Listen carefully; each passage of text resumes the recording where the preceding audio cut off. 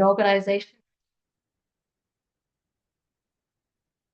So are any of you, does this look familiar to you? Like, do you find your organizations are speaking like this? So too many are speaking like this when they could say this. Your kind support is reaching some of the most remote communities. You help give people the skills and tools they need to grow nourishing food, find safe water, and build stable income for their families. So we're saying the same things, but the second version here, it's much easier to read. It speaks to the heart. It's easy to understand. It's easy to feel or visualize what's going on. So this is just a before and after example I'm showing you, which I'm going to then break down through a whole lot of other examples throughout the rest of the session to show you how to get from that first one to speaking like this second one. So what we'll cover, so I've broken this into 3 sections, and I will say each one of these 3, I normally do as a whole workshop in itself, which we don't have time for today. So I've just pulled a few highlights from each one and some examples. The other thing I'll mention that I said before is normally I do customized workshops for one organization, but because we've got people from all over here, I've done a whole range of examples. So across different causes, and hopefully at least one of them will relate to what you do. So we're going to talk about emotive writing first, and then content that's easy to read, and then how to make a strong call to action. So it's the heart, the brain, and then you've got to combine those together to make a strong call to action for your supporters. Okay, so why even use emotive writing? Why am I talking about this so much? It's because people often make decisions based on emotion. So I think we like to think we're rational beings and that we make decisions purely with our brains. But at the end of the day, our emotions win. I don't know if you feel the same way, but I feel it even. You know, when you get that gut feeling, it might say something, oh, that sounds good on paper in my head, but in my heart, in my gut, I'm feeling this is a yes or I'm feeling this is a no. And usually that's going to win. So in fundraising, what we need to do is speak to that, to the emotions, to the feelings, the instinct, that sort of thing is what, and then you back it up with the brain. So you start with the heart, and that's why emotive writing is really important because that's going to be how people decide whether they're going to support you. Okay, and of all the emotions, all the feelings, this is the best place to start is with empathy. So how to put someone, your supporter, the person reading what you're writing, how to put them in someone else's shoes. So what you need to be thinking of, who are your supporters? So actually visualize being one of them. So who are they? Where are they? What are their lives like? What do they care about? And how do you need them to feel? So this is a big one to think about as you're writing. So there's all sorts of organizations and causes out there who come at things from different angles. So how do you need your supporters to feel? So do you want them to feel inspired and uplifted? Or do you want them to feel outraged? Do you want them to feel sickened by something, disgusted? Do you want them to feel heartbroken and saddened? Like, I have to help, I have to do something about this. So and also it's going to be different depending on what sort of communications you're doing. So is it a fundraising campaign, an appeal, or is it a gratitude report? There's going to be different ways you want people to feel after reading this. So what you need to do is connect the donor directly with the impact. So here it is about taking yourself, being the organization, out of the way. So create a direct link between them, the supporter, and the impact they're making possible. So instead of going the supporter, then you, and then the impact, take yourself out and just speak them directly to the impact. So I'll show you what I mean. So here's where the magic word plays a massive role, and it's you. So let me show you an example. So normally a lot of organizations speak like this. So they'll say the organization is helping, and then they talk about their work. Instead, this is where you need to see where you can swap out some of these organization names and replace it with you language. So your support is helping, and then you insert the outcome. So you're keeping that last part the same. You're just taking the org name out and replacing it with your support. Or even better, I like to just say you. So you are helping. So you are helping provide safe water, or you are helping kids go to school. So whatever it is your work is, instead of talking about it like you do it at people, say they're doing it. They're making it happen. Okay, so I'm going to get into some more nitty gritty here. So to inspire empathy in your supporters, I'm going to share two tips with you and break down some examples of how I do it with my writing. So the first tip is called ask the right questions, and I'll go into that further. And the second tip is about using details. All right, so tip number one. So this is all about what question can you ask people to put them in someone else's shoes and actually use this in your copy. So it can be an introduction to a letter you're writing or an email. It could even be a headline on a whole campaign on a web page. So ask people a question to put them in someone else's shoes. And these are some that I like to do. What would you do if? So whatever the story is you're telling, or whatever the cause you're talking about, the area of work you have, what if you put someone else, the person you're talking to, in the shoes of the people you're helping? And ask them, what would you do if? So it's like, for example, one I wrote recently is about the cost of living crisis. What would you do if you had to choose between paying next month's rent and paying for groceries? So what would you do? Another way you can do it is have you ever? So have you ever had to choose between this and this? Or have you ever had to go without this? So put them in the shoes of the story, of the person in the story.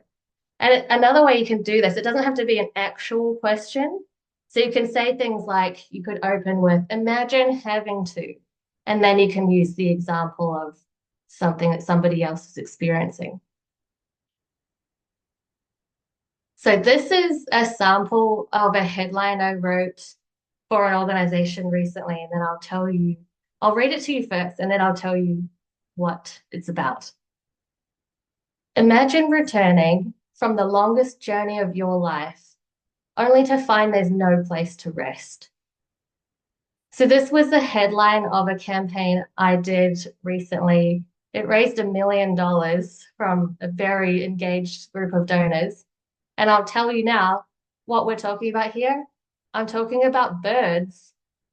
So it's not what I'm asking people to empathize with is the life of birds who are migrating from one side of the world all the way to the other side.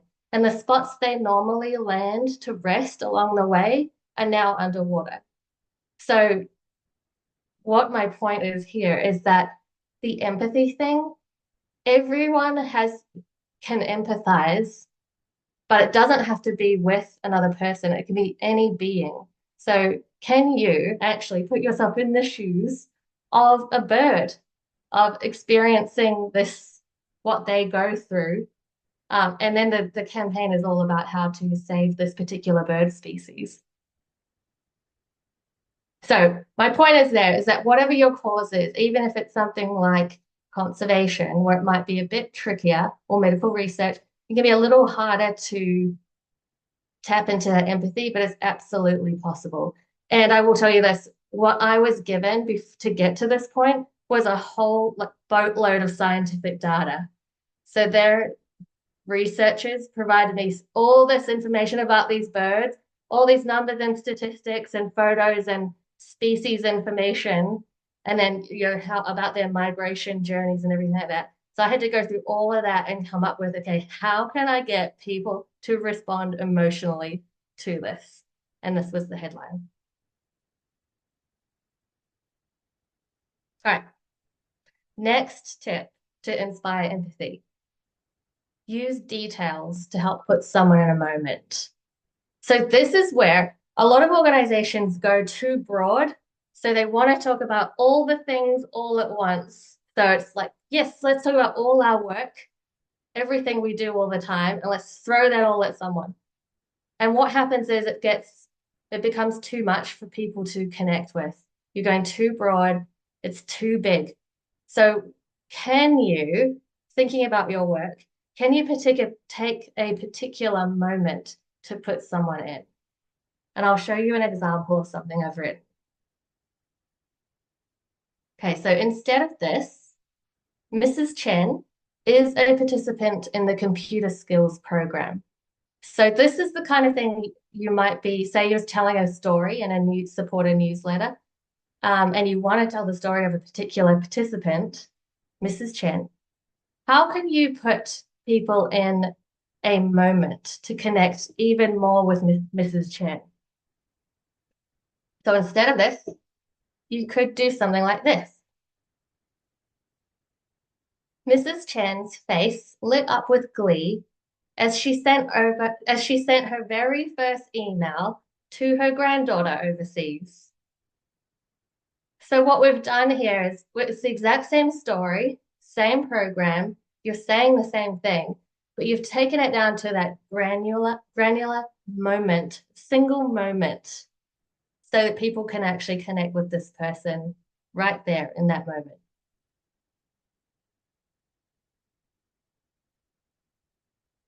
Okay, so those are my tips for empathy. So now I want to move into storytelling because this is huge. But I've picked out some highlights. So I want to talk about what makes the best stories because sometimes we know a story is good, but we can't necessarily articulate why it's good. So I will share two tips with you. One is what I call, but what does that mean? And the second one is called paint the picture. Okay, so the best stories, there are a few features to them. So they focus on one person's experience. So coming back to the Mrs. Chen thing, instead of talking about all these people are have signed up to do our computer skills program, just focus on one person.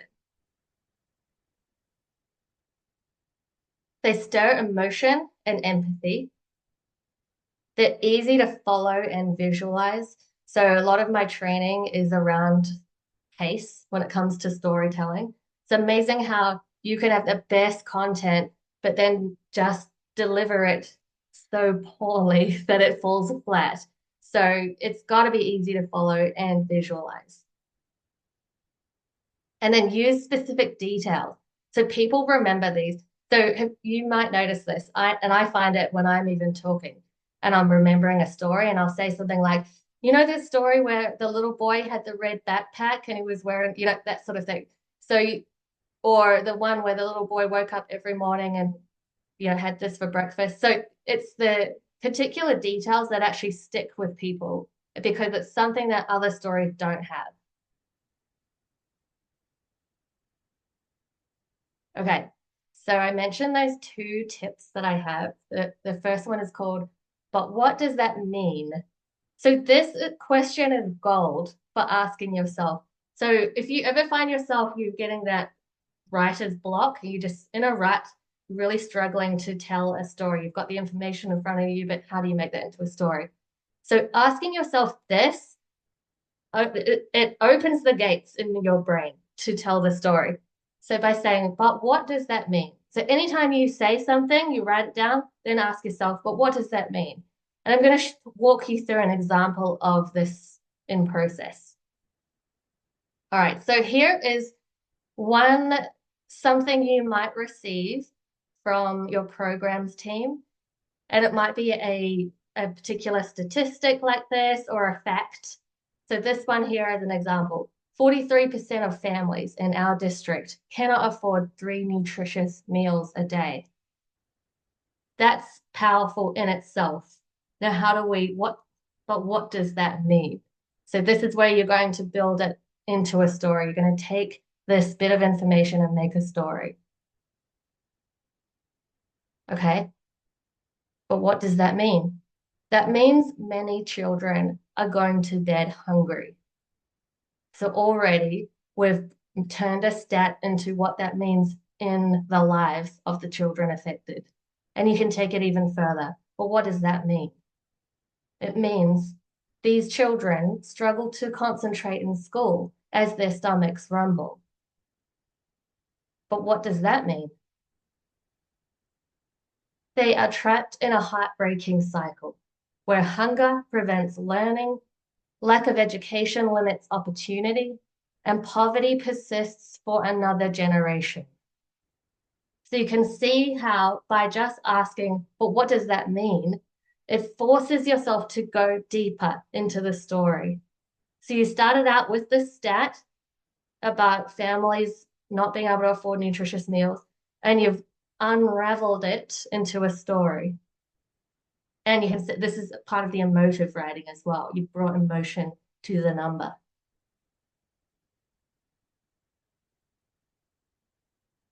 All right, the second storytelling tip is called paint the picture. So I'm going to give you another example of a bit of information that you might receive from your team in the field and it's your job to turn that into a story to communicate to donors. So here's one. So Mary plants rice seedlings. That's the information you have, and it's your job to turn this into a story. And when I say that, I'm not saying make things up. I say draw out the details that are true to this story. So Mary plants rice seedlings. How do we paint this picture? So more details. Mary wakes up before dawn every day to plant rice seedlings. So that's something that you can ask. So, okay, she plants rice seedlings. What does that look like? Does she have to wake up really early to do it? How often is she doing it? And here's more. What does it look like? She stands knee deep in a watery field for 8 hours under the hot sun. So that's where you need to really paint the picture. So what does it actually look like? Often, in this example here, we were talking to donors in the US who don't know what it means to plant rice seedlings. They've never done it themselves. They've never seen anyone else do it. They don't know anyone who's done it. So you have to actually paint the picture for them. And how long is it? Is it an all day thing? So, and under the hot sun as well. This is something you don't necessarily have to go back to your program staff and say, can you give me more details around this? This particular one here, I knew where Mary lives, and I literally looked up the weather there. So, what is the weather like during rice season? Is it really hot? Yes. So, she's standing outside under a hot sun. And then you can go into, so we said, what does that look like? I mean, how does it feel? So, some days her back hurts and her hands blister. So you're really putting someone in this moment, you're painting the picture of what it's like to actually be Mary. And then we're going to go into something really powerful, and it's the why. Why do it? But Mary continues because she knows this harvest is the only way her children will have enough food to eat until the next growing season. So what we've done here, we've painted a picture, we've taken this bit of information here, Mary plants rice seedlings, and we've painted it. So what does that look like? How does it feel to be Mary? And if it's so hard, why does she do it? And that's where you're tapping into the empathy. Why would you do something that is so hard? It's because you have to. Okay, so that's the end of the heart part. So we go first the heart, then the brain. So I mentioned a little bit earlier that we make decisions with our emotions. So we tend to give our heart the first dibs on the decision and then the brain to back it up. So this next part here is going to be all about making copy, writing copy that's easy on the brain. Because, as I said before, you don't want to have this amazing story to tell, but then deliver it in a way that's just hard to read. Because if it's hard to read what you're saying, one, people won't read it, so they won't donate, and they probably won't want to hear from you again. So not only will you get low open rates in your emails, low donation rates, you probably get a lot more unsubscribes or people calling up to say, take me off your mailing list because you're just not engaging people. They don't want to have read boring or just hard to read things full of jargon. So these are my tips, top tips for readability. Simplify your language, ditch the internal jargon, and write for skim readers. And I'll give you some quick tips on how to do these things. Okay, simplify your language. So if I could say this to you, my intention today is to facilitate you in obtaining enhanced writing proficiencies. That's exactly the same as just saying, I'm here today to help you write better. It's the same thing, but one's less obnoxious. All right, the next one. So run from internal jargon. I'm going to list, I've got three examples here of internal jargon that I see a lot of people using in supporter facing communications. So if you see any of these, I'll give you some ways you can translate them. I call it program talk. Support capacity building. So capacity building, that's one that I see a lot. So instead of saying that, just say, simplify it and say, help people learn skills. Reduce food insecurity, very jargony, means the same as help make sure people have enough food to eat. This one is big in the healthcare world. Improve patient outcomes. All right, so what does that actually mean? There's a few ways you can do this, depending on what it is. Are you saying help people live without pain? Or maybe even help people live? So improve patient outcomes is such a broad term. So actually say what you're saying so that people can relate to. People can relate to feeling pain or wanting to live, wanting to live longer and not have their lives cut short. So instead of improve patient outcomes, say which one of those actually you're saying. Okay, right for skim readers. This one, I'm going to get really technical, but it's so important because people will probably skim read. It's just our attention spans are so short these days. And so I'll often do it. I often skim read something first, so half a second, and then I decide if I want to go back and actually read it properly.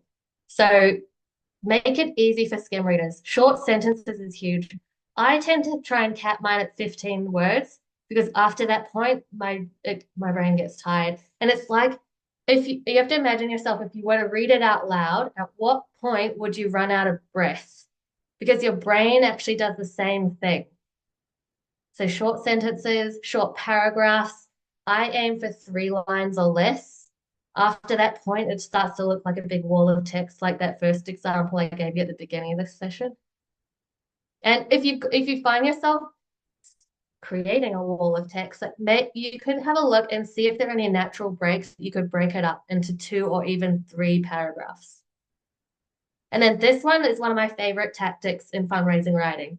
So you let an important sentence have its own line. And this is really powerful in storytelling when you're creating pace. So if there's a particular point in the story where it's like, this is a really powerful moment, let it have its own line. So an example might be if you're telling a story about an athlete who has overcome incredible hardship and to finally win that competition. So you can say something like you'll be doing the build up and then on its own line, and she finally won that medal. So whatever that moment is, that important sentence, let it have its own line. Let it have all the white space around it. And then, oh, this is another one as well. Super easy, but it helps with skim reading. Just bold or underline particular words or phrases that you want to stand out. So it might be your ask, or it might be the reason your funding shortfall. So there might be particular parts that you just want to stand out. And I often do this when I'm using a quote. Sometimes there's a really large quote and I want to use all of it, but it's looking quite blocky. So I might pick a particular sentence in that quote or a phrase and make that bold or bold and underline it. Is there too much bold that you can use, Maddie, in a email? Yes. If you, I find myself doing this too. Sometimes I get too excited with all the bold, and then I have to step back and look at it and realize actually there's more bold than non-bold here. That's having the opposite effect. So yes, you have to, if I were to give you a number, try to keep it under a third. So because if half of it is bold or underlined and half of it's not, it's not going to stand out. It's got to be way less than half. Okay, so now we've talked about connecting with the heart, and then we've talked about connecting with the brain. So if you've got both on board, you are ready to make a strong call to action. Now, I can spend a whole hour talking about what makes a strong call to action and how to do that, but I've just picked up some highlights here, the top three things for you to think about. So your strong call to action will be simple, achievable, and urgent. Simple, achievable, urgent. What is a simple ask? So, one, is it readable? So, coming back to all those things, don't bury your ask in a massive paragraph or don't flood it with internal jargon. Don't make the sentence way too long. So, is it readable? And ask people to do one thing. Again, it's tempting to ask people more than one thing. And I've seen this before with some organizations. I've received letters where it said, please donate to this and then also become a regular giver. And also, can you include us in your will and also volunteer for us? It's just way too many things. Pick a really strong ask is simple. One thing you're asking them to do. And then is it clear how to do that thing? So is it let's say it's an email. So are you making it easy for actually people to say yes to that thing? So they're going to click on it, then end up right there on your donation page. So they don't have to click around a whole different things to find how to do the thing you're asking them to do. Achievable. So an achievable ask. Something that one challenge a lot of people have is when a problem feels too big to solve. So if you are So, I mean, there's so many problems that are too big to solve. Hunger is a massive one. It's so how can you break it down? That's where you've got to do things like dollar handles. They work really well. So dollar handles is when you say $100 can help this or $50 can do this. So you might say $100 can provide this many meals for kids in schools, or a conservation one could be there's a I write for an organization in Australia saving a particular species, and one of the things we need to do is set up cameras to monitor the species, so you can work out how much does it cost for each hour of that camera to be working. There's these epic high tech cameras, so you can break it down.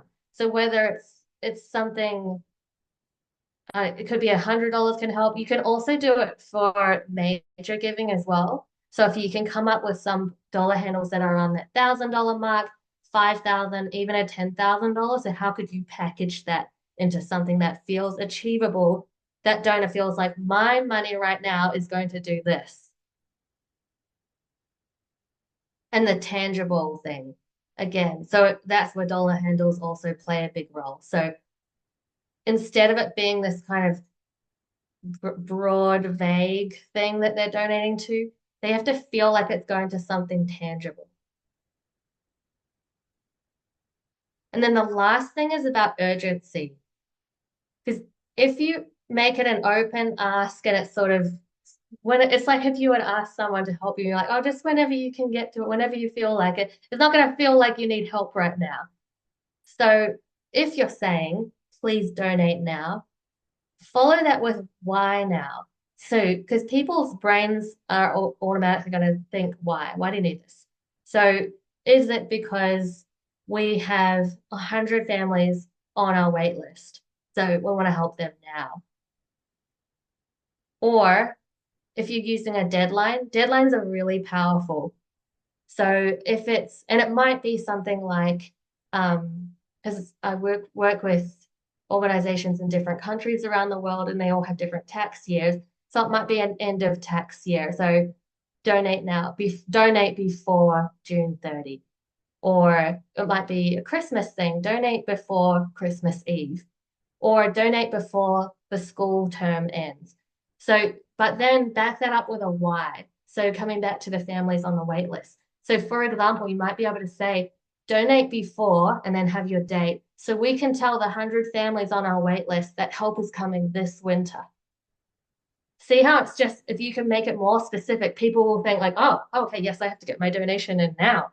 That's why, not just put this letter aside on the counter to probably forget about and never do anything about later.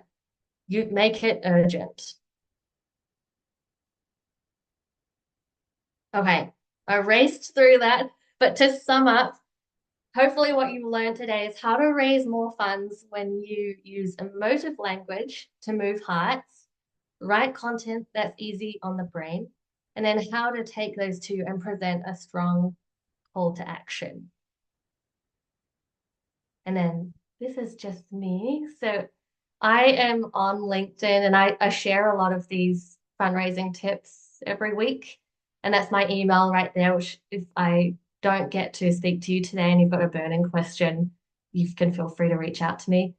And this QR code. So I put together a free fundraising letter writing checklist because I found myself as I'm writing a lot of this content doing things that I've just like a formula. There's a formula to it. I find myself just doing because it's like muscle memory. But I realize you don't know what you don't know. So I actually wrote it all down like a checklist.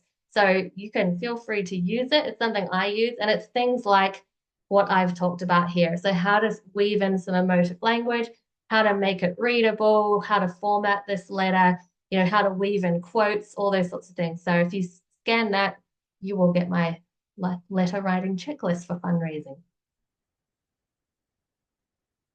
All right. Thank you so much, Maddie. Are there any questions out there? Is anybody have any questions that they'd like to ask Maddie? I learned a ton. I took lots of notes actually. And Oh yeah. yeah, I do emotive writing too. So I do emotive writing for grants. So it's really interesting just to hear it, you know, for fundraising appeals and talking about doing it for individual fundraising appeals. It's very similar for writing grants. Mm-hmm. And I actually was telling somebody the other day that sometimes when people apply for grants, because it's broken up into sections, they forget that they're actually telling a story from section to section. And so they need to tie it all together so that the story makes sense, even though we're writing in separate paragraphs. We want it all to make sense all together. So Yeah, I think I've seen it especially in grant writing where you go into this almost like you're a student doing a test where you're like, yes, I just have to plug in the numbers and answer the questions and provide the information. When it's like you said, it's actually an opportunity to tell an emotional story. And one thing I do tell grant writers is imagine the person on the other side of it who's having to read through hundreds of grant applications and it's just so many numbers and just facts and all this dry information. Think what a breath of fresh air it is going to be for them to read a beautiful story. Well, I think yep, that's definitely gonna help you get the funding. it is so true. And I have a lot of experience as a reviewer too, on the federal Mm, grants. So they're really long and it is so refreshing. The other thing is that I think that sometimes we have some presumed knowledge that we think our donors know because we know it. And because of yep. that, we leave out really, really vital information that would help them understand better. Yes. Exactly. And that's coming back to the internal jargon thing. So instead of saying something like, you will help reduce food insecurity or something like that, and you forget to speak, you know, like, would you tell your friends and family this is what how you do what you do?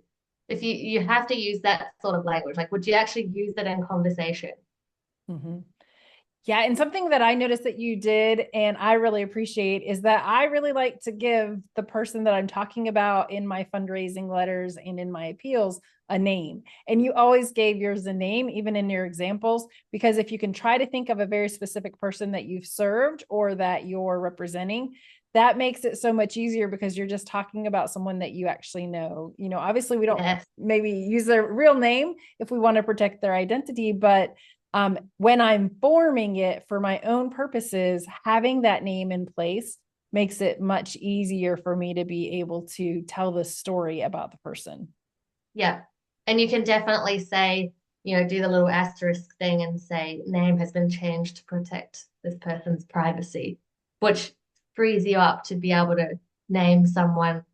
Even if you don't, there have been times where we don't actually know the name of the person, you know, and even in animal welfare, a lot of times there will be, you know, I worked with an organization recently where 61 dogs were rescued in this operation. And so there was a photo of one of the dogs, but we didn't, the dog didn't have a name and we didn't have, so we just came up with one and, well, you can actually just name the dog, but I mean, you can come up with a name and just do the little asterisk thing, which allows you to tell a story about a particular being.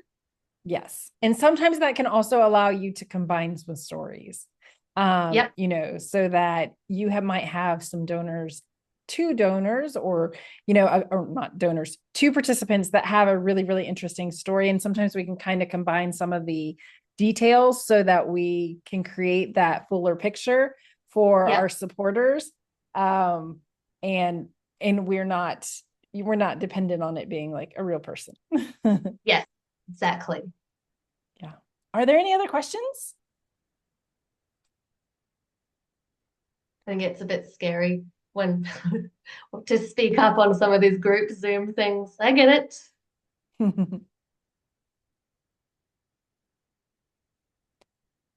if if you have a question that you think of after we're done, please make sure that you email Maddie. She's super responsive to email and is very excited to share her expertise and her help with others. If you have any questions about fundraising strategies and how to build strategies for your organization, I would love to help you. I also have information on my website that is a fundraising assessment. If you're not sure where you might be struggling and you would like to look, you can visit Nonprofit 411. And we will be sending out a copy of the slides. Again, I did send them earlier, but I'll send a copy of the slides and a copy of the recording so that you can reference back to it. If there aren't any other additional questions, thank you for coming today. We so appreciate you showing up. It's so much more exciting to present to a large group than just to record, you know, for posterity's sake. So we're very grateful for everyone who showed up today. We hope that it has been helpful. Like I said, I took lots of notes, so I know that it has been helpful for me, and I hope that you guys can use it in your work. So thank you very much. Thanks, Have a great day. everyone. Bye.